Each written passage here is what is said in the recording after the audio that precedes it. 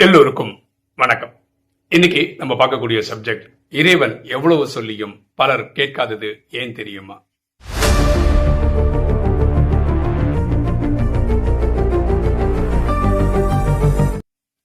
பாருங்களேன், நமக்கு ஒரு பயங்கரமா ஆச்சரியமான விஷயம் என்னன்னா, பக்தியில நமக்கு தெரியும். பக்தியில என்ன சொல்றாங்கன்னா, தசவதாரம் சொல்றாங்க. மல்ச கூர்ம வராஹஸ்ட நரசிம்மஸ்ட வாமன ராம ராம ராமஸ்ட கிருஷ்ண கர்க்கை ஜனார்த்தனா அப்படின்னு. அதாவது விஷ்ணு 10 அவதாரம் எடுப்பாரு, கடைசியில கலியுகத்தில் கடைசி கல்கி அவதாரம் எடுப்பாரு அப்படின்னு பக்தியில இருக்கு. பைபிள்ல கூட கடவுள் திருப்பி கடைசி மினிட்ல வருவாரு அப்படின்னு அங்கேயும் இருக்கு. அப்படின்னா என்ன, எப்பாவது கடைசியில் வருவாரு, ஒரு ஞான விஷயங்கள் சொல்லுவாரு, நம்ம எல்லாம் கேட்டுப்போம், நம்ம திருந்திப்போம் அப்படிலாம் நினைக்கிறோம். ராஜயோகிகளை நமக்கு 1936 இறைவன் கிடைச்சிருக்காரு. நமக்கு எப்போ பக்தி முடிச்சோமோ அந்த டைம்ல அறிமுகம் கிடைக்குது.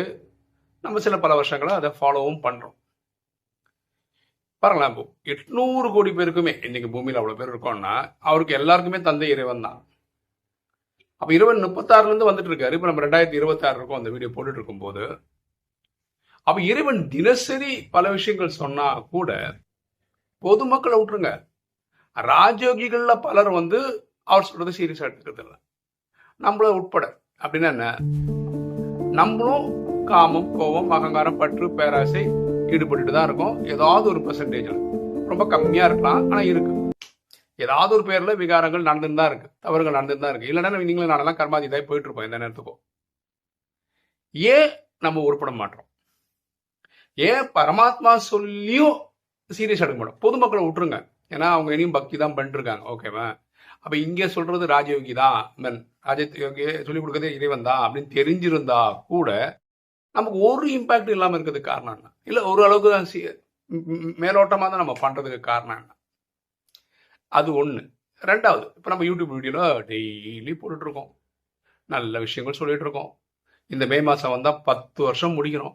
எத்தனை பேர் கேட்டாங்க, எத்தனை பேர் ராஜயோகி ஆயிட்டாங்க? அதுவும் $1,000,000 கேள்வி. ஏன் நல்ல விஷயம் நிறைய பேர் காதிலேயே போய் விழ மாட்டேங்குது? அப்படியே விழுந்தாலும் ஏன் அவங்க திருந்த மாட்டாங்க? இது எப்படி புரிய வைக்கிறது? நான் ரொம்ப நாளா யோசிச்சிட்டே இருந்தேன். எனக்கு அதுக்காக ஒரு வீடியோ கிடைச்சிச்சு. நான் இந்த கொஞ்சம் எக்ஸ்பிளைன் பண்ணிட்டு அப்புறம் வீடியோ காட்டுறேன், நீங்க பாருங்க. அப்போ உங்களுக்கு புரிஞ்சிடும் ஏன் எவ்வளோ நல்லது சொன்னாலும் மக்கள் கேட்க மாட்டாங்க அப்படின்னு. இது ஒரு பிசிக்ஸ்ல ஒரு எக்ஸ்பெரிமெண்ட், ஓகேவா? அதுல ஒரு ஒரு ராடு ஒன்று இருக்கும், அது பக்கத்துல ஒரு ஒரு பெண்டுலம் மாதிரி ஒரு கயர்ல ஒரு பால் இருக்கும். அது இப்படி இடிச்சா சவுண்ட் வரும் இல்லையா, அந்த மாதிரி ஒரு செட்டப் இருக்கு, ஓகேவா? அது 440 ஹெர்ட்ஸ் அந்த இதுல ஒர்க் பண்ற ஃப்ரீக்வன்சில ஒர்க் பண்ற மாதிரி இருக்காது. அந்த டெமான்ஸ்ட்ரேட் பண்றவர் என்ன பண்றாரு, பக்கத்துல ஒரு ஃபோர்க் வச்சிருக்காரு. அது வேற ஒரு ஃப்ரீக்வன்சில இருக்கிறது, 512 ஹெர்ட்ஸ். அதை அடிக்கிறார். ரெண்டும் டச் பண்ணி இல்லை, ரெண்டும் தள்ளி தள்ளி தான் இருக்கு.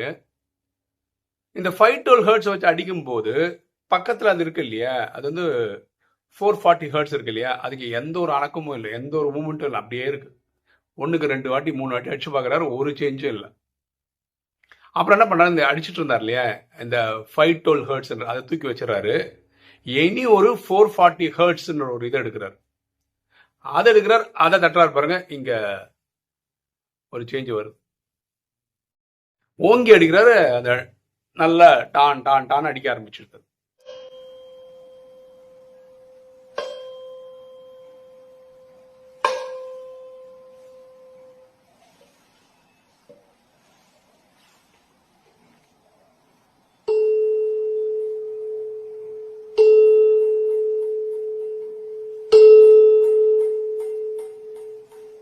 அப்படின்னு என்ன, ரெண்டுமே ஒரே ஃப்ரீக்வன்சில வரும்போது அது பேர் ரெசனன்ஸ், ரெசனன்ஸ் ஆகுது. அப்போ நம்ம ஆத்மாவோட வேவ்லென்த்தும் பரமாத்மா அங்கிருந்து சொல்லக்கூடிய விஷயம் இருக்குல்ல, நம்ம புத்தியோட வேவ்லென்த்தும் இறைவன் கொடுக்கக்கூடிய அந்த விஷயமும் ஒரே வேவ்லென்த்ல இருக்கும்போது தான் கேட்ச் பண்ண முடியும். பரமாத்மா என்ன சொல்றேன்னா, கடைசியில விநாச காலகட்டத்துல நம்ம யோகா பண்ணி யோகா பண்ணி யோகா பண்ணி ஆத்மா தூய்மையாயிட்டே இருந்ததுன்னா புத்தியின் லைன் கிளியர் ஆயிடும். நான் அங்கிருந்து ஒரு டைரக்ஷன் கொடுத்தா நீங்க அப்படியே கேட்ச் பண்ணிக்கலாம். உங்களுக்குள்ள கேட்சிங் பவர் இன்க்ரீஸ் ஆகும் அப்படின்லாம் சொல்றாரு வாணியில். அதெல்லாம் கேட்கும் போது என்னென்னோ சொல்றாரு போல இருக்குது. அது வந்து பிஹெச்டி லெவல் போர்ஷன் போல இருக்குன்னு நமக்கு தெரியுது. இது ஈஸியாக புரியுது. இதுதான், அதாவது நம்ம ஒரு 440 ஹெர்ட்ஸில் இருக்கோம்னு வச்சுக்கோங்களேன். அப்போது கொடுக்கறதும் 440 ஹெர்ட்ஸ் இருந்தால் தான் ரெசனண்டே ஆகும். அப்படின்னா என்ன? பரமாத்மா பரம் ஆத்மான என்ன? பரம்னா உயர்ந்ததிலும் உயர்ந்தன்னு அர்த்தம். பரமாத்மா உயர்ந்ததிலும் உயர்ந்த ஆத்மா, டவுட்டே கிடையாது. அப்போ அவர் வேற ஒரு ஃப்ரீக்வன்சி லெவலில் இருக்காரு. நம்ம யோகா பண்ணி அவரோட ஃப்ரீக்வன்சி லெவலுக்கு வரும்போது தான் அவரு ஒரு மெசேஜ் கொடுத்தா நம்மளால கேட்ச் பண்ண முடியும். இல்லைன்னா கேட்சே ஆக முடியும். நிறைய பேருக்கு இந்த யோகா பண்றேன் வருஷக்கணக்கா பண்றேன்னு சொல்றவங்களுக்கெல்லாம் என்ன கேட்டாலும் காலம்புரை எழுந்து உட்கார்ந்தாங்க, அவ்வளவுதாங்க எனக்கு தெரியும், எந்த ஒரு சேஞ்சும் தெரிலங்க, பரமாத்மா எது சொல்றாருன்னு தெரில, என்ன பண்றான்னு தெரில, என் வாழ்க்கையில எந்த மாற்றமும் இல்லை, நான் அப்படியே தான் இருக்கேன் அப்படிலாம் சொல்றாங்க பார்த்தீங்களா? அப்படின்னு என்ன, இவங்க வேற ஒரு ஃப்ரீக்வன்சியில் இருக்காங்க, அவர் வேற ஒரு ஃப்ரீக்வன்சியில் இருக்காரு. பாருங்க, பரமாத்மா அவர் உயர்ந்த நிலையில் தான் இருக்காரு. அவர் இறங்கி வந்து உங்க லெவலுக்கெல்லாம் வரணும்னு அவசியம் இல்லை, நம்ம தான் அந்த இடத்துக்கு போகணும். பாருங்க, ராஜயோகத்தில் மன்மனாபு அப்படின்னா என்னன்னா, தன்னை ஆத்மாவை நான் உணர்ந்து ஆத்மாவை தந்தை அன்பா நினைவு செய்யுது. அதுக்கு என்ன பண்றோம்னா, காலகாத்தால அமிர்த வழியில காலகாத்தால தான் பண்ணணும்னு இல்லை, அந்த டைம் ஈஸி பண்றது, கனெக்ஷன் ஈஸியாக கிடைச்சிடும். அந்த டைம்ல என்ன பண்ணணும், நம்ம ஆத்மாவை சாந்தி தாமத்துக்கு அனுப்புறோம். ஏன்னா பரமாத்மா இருக்கிறது சாந்தி தாமத்தில். அங்க சாந்தி தாமத்தில் போய் இறைவனோட நினைவுல இறைவன்கிட்ட நினைவு பண்றோம். இதுதான் மன்மனா பவன். நான் வீட்டிலேயே உட்காந்துப்பேன், இப்படிதான் உட்காந்துக்க முடியும். ஆனா நினைவால பரமாத்மா நீ இங்க வா அப்படின்னு அங்கிருந்து கூப்பிடுறீங்கன்னு வச்சுக்கோங்களேன், அது சரி கிடையாது. ஏன்னா அவர் தூய்மையா இருக்காரு, அவையும் இந்த கலிக்காலத்து இந்த பூமிக்கு வரணும்.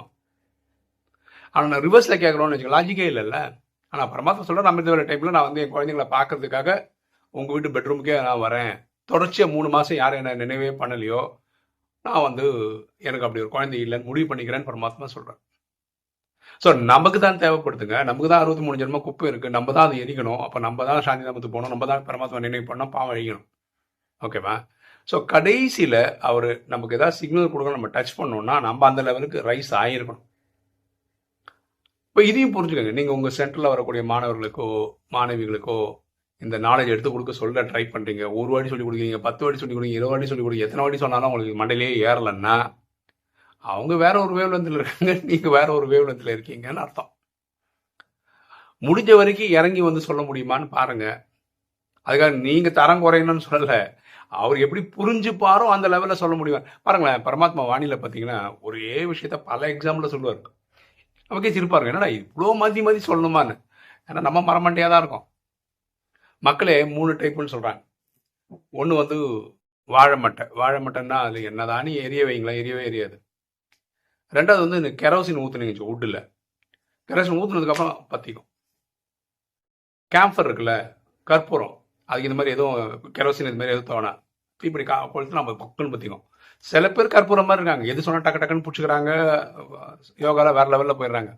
சில பேருக்கு வந்து ஒரு ஸ்டார்டிங் ட்ரபிள் இருக்குது. அவனை அமிர்த வேலையை எழுப்பி விட்டிங்கன்னா எழுந்து உட்காந்து நல்லா பண்ணுவார், ஆனால் எழுப்பி விடணும். சில பேர் வந்து இந்த வாழை மட்டை மாதிரி என்ன வேணா சொல்லுங்க, 7 days கோர்ஸ் முடிச்சாங்க, அது போதுங்க, எனக்கு வேறு எதுவும் தேவையில்லைங்க அப்படின்னு உட்காந்துருவாங்க. அவங்களுக்கு எந்த ஒரு மாற்றமும் வராது, ஏன்னா அவங்க மனநிலை அப்படி தான் இருக்கு. இந்த வீடியோ நான் பார்த்ததில் நாங்கள் நிறைய விஷயங்கள் கற்றுக்கிட்டேன். ஓகேவா? பியூட்டிஃபுல்லாக எக்ஸ்பிளைன் பண்ணியிருந்தாங்க. அப்போது நீங்கள் நல்ல விஷயம் சொல்லிகிட்டே போங்க. பரமாத்மா இது சொல்கிறாரு. இப்போ நான் நிறைய 7 days கோர்ஸ் நான் நிறைய எடுத்திருக்கேன், கிட்டத்தட்ட 500-600 பேருங்களை உருவாக்கியிருப்போம். இவங்களாம் இப்போ எங்கே இருக்காங்கன்னு தெரியாது, எங்கெங்கேயோ வந்து ஃபாலோ பண்ணுறாங்களா இல்லை டோட்டலாக விட்டுட்டு போயிட்டாங்களா? அப்போ நமக்கு என்ன தோணுன்னா, மாங்குன்னு கிளாஸ் எடுத்தோமே, 7 days கோர்ஸ் வந்து 15-20 நாள் எடுத்தோமே, அதனால் என்ன பிரயோஜனம் அப்படின்னு நம்ம நினைக்கிறோம்ல. பரமா சொல்கிறார், நீங்கள் பண்ண யோகாவுக்கு உங்களுக்கு கிரெடிட் பண்ணிட்டேன், அவங்க அக்கௌண்ட்டில் போட்டேன் நான் அப்படின்னு பாபா சொல்கிறார். அவங்க வராங்க வரலான்றது அவங்க ட்ராமா பாட்டை பொறுத்து இருக்குது அப்படின்னு எக்ஸ்பிளைன் பண்ணுறாரு. ஆனால் நமக்கு தெரியணும்ல, ஏன் நம்ம சொல்லி ஒருத்தன் கேட்க மாட்டான், பரமாத்மா சொல்லியே நிறைய பேர் கேட்க மாட்டாங்கன்னா இந்த வேவ்லேருந்து டிஃப்ரென்ஸ் தான். சரியா? அப்போ நம்ம உழைப்பு மட்டும் போடுவோம், ரிசல்ட் வரலன்னா அவர் வேற வேவ்லேருந்துல இருக்கார், நான் வேவ்ல இறங்கி வந்து எக்ஸ்பிளைன் பண்ண ட்ரை பண்ணலாம். ஆனால் அதுக்கும் கீழே போயிட்டே இருக்காருன்னா நம்ம ஒன்றும் பண்ண முடியாது, முயற்சி தான் பண்ண முடியும். எனக்கு தெரிஞ்ச நான் சொல்லிட்டேன். எனக்கு இந்த வீடியோ பார்த்தோன்னா ஒரு பெரிய கிளாஸ். ஏன்னா நீங்கள் நிறைய பேர் இங்கே ராஜயோகம் கிளாஸ் எடுக்கிறவங்க இருப்பீங்க, சென்டரில் எடுக்கிறவங்க இருப்பீங்க, பார்க்குறவங்கெல்லாம் அந்த ராஜயோகம் கொடுக்க ட்ரை பண்ணுங்க. நிறைய பேர் அவங்க வீட்டில் இருக்கவங்கள வர வைக்கிறது பயங்கர தலைக்கீழே நின்று சர்க்கஸ்லாம் பண்ணிட்டுருப்பாங்க. இப்போ அவங்களுக்கு ஒரு விஷயம் புரிய போகிறீங்க, எவ்வளோ சொல்லி அவங்க ஏன் கேரவே மாட்டுறதுன்னா வேவ்லேருந்து மேட்ச் ஆகணும். ஓகேவா? ஸோ இப்போ ஒரு தெளிவு கிடைச்சிருக்கும் அப்படின்னு நான் நம்புகிறேன். ஓகே, இன்னைக்கு வீடியோ உங்களுக்கு பிடிச்சிருன்னு நினைக்கிறேன். லைக் பண்ணுங்கள், சப்ஸ்கிரைப் பண்ணுங்கள், ஃப்ரெண்ட்ஸ் சொல்லுங்கள், ஷேர் பண்ணுங்கள், கமெண்ட்ஸ் போடுங்க. தேங்க்யூ.